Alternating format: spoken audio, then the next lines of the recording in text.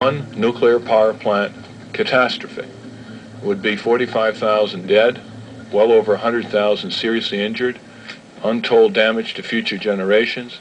For about a decade, Ralph had the field almost to himself. He had built a legislative record as a private citizen that would have been the envy of any modern president. That included the Clean Air Act, Mining Health and Safety Act, the Freedom of Information Act, Occupational Safety and Health Act. Ralph also provided the leadership and seed money to start numerous consumer organizations. Congress Watch, the Health Research Group, the Critical Mass Energy Project, the Tax Reform Research Group, the Litigation Group. All of these were eventually joined together as Public Citizen. The workers today are being manipulated by companies and by government in a far Corporate America was flummoxed. They were just getting skewered right and left and didn't know how to respond. But by the mid to late 70s, they started to mobilize their own response. And the showdown came in 1978 when Ralph wanted to enact a Consumer Protection Agency law, which became the drop-dead epic battle in Congress. It meant whether people were going to live or die or get sick or get injured or be ripped off in their family budget by, banks and insurance companies and home mortgage companies and all the rest of the unsafe products. Who's behind the banks and the insurance companies? The wealthy, the Rothschilds. They own the Federal Reserve Bank. Woodrow Wilson went ahead and implemented and had it passed through Congress while Congress was out of session and home, and the rest of us were busy, our ancestors, celebrating Christmas.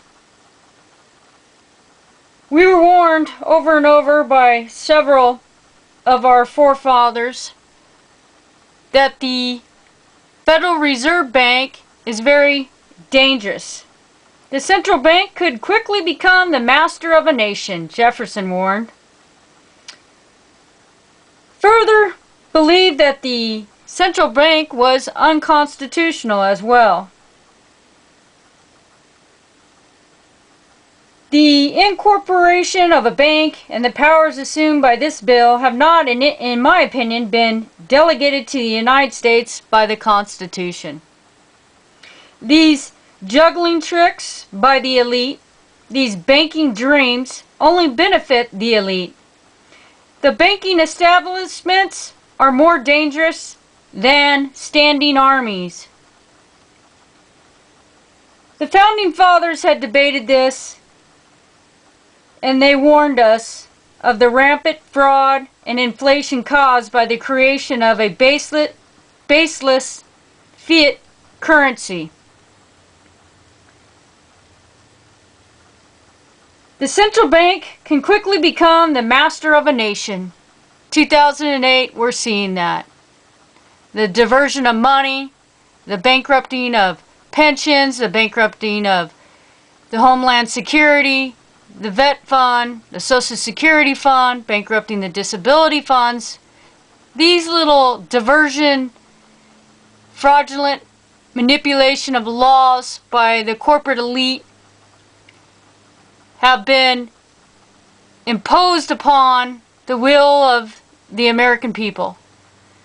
And their balancing power of orchestrating wars has been going on throughout history. The best way to address it is to raise the consciousness of everybody. And there's an excellent book, Ruled by Secrecy, Jim Marrs, who explains the power of money.